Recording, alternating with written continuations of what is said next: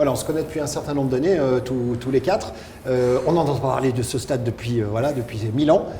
On est quand même quasiment au bout du voyage là. Ah ouais, mais cette visite, c'était délirant et c'était magnifique. Ouais, j'ai trouvé ce stade, ça va être un stade incroyable, quoi. Mais ouais, délirant même, je dis. Pourquoi délirant? Parce que tout est fait dans la démesure. Il faut voir les couloirs à l'intérieur. On a vu la future salle de presse par rapport à ce qu'on connaît à Lyon. Enfin, évidemment, je me suis un peu plus intéressé à ce qui nous concerne, nous, directement journalistes. Mais après, même les tribunes, le nombre de buvettes, de points de vente, c'est du délire total. C'est extraordinaire, les vestiaires. Les joueurs vont être dans des conditions extraordinaires. Ah oui. Mais voilà, faudra le remplir. Moderne. Faudra le remplir. Et... Ça t'inquiète? Ouais, ça m'inquiète un petit peu, moi, parce que bon, on voit quand même que Gerland n'a pas tout le temps été comble cette saison, alors que ça joue très très bien, que le stade est très bien placé, relativement bien desservi, même si certains me diront qu'il y a des bouchons pas possibles, mais… C'est vrai. Oui, c'est vrai, mais qu'est-ce que ça va être? Je m'inquiète un petit peu sur les difficultés d'accès quand même à Dessines. Mais souvent, et c'était Vincent Duluc qui l'a dit justement, parce que j'ai fait la visite avec Vincent,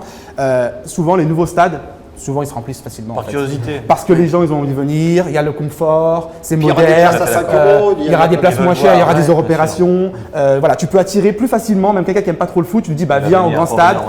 Voilà, il va venir au moins une fois. Moi, c'est vrai que, pardon, Bart, parce que moi, tu me demandes pas mon avis, tu t'en fous. Mais donc, je vais le donner. Moi, je n'étais pas pour. Moi, je n'étais pas pour, en fait, parce que, certainement par nostalgie. Moi, l'OL, c'est Gerland. J'ai commencé sous l'horloge. J'ai été champion avec le groupe à Gerland. Voilà, donc tu vois, pour moi, c'est toute une vie à Gerland qui s'arrête.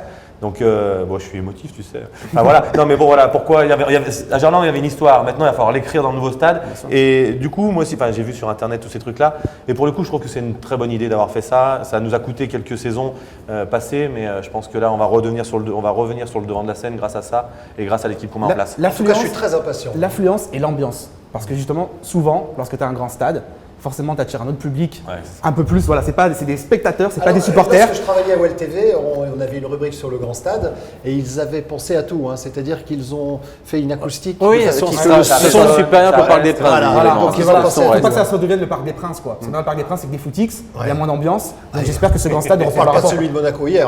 Et on parle pas de Monaco, mais Monaco, on a l'habitude. Non, mais je pense qu'il n'y a pas trop de risques. Les clubs vont tout à fait suivre là-bas et on les entendra mieux. Donc, je pense qu'il n'y a pas de risque au niveau de l'ambiance. Après, est-ce que tu auras 60 000 personnes tous les week-ends? Ça m'étonnerait, sincèrement.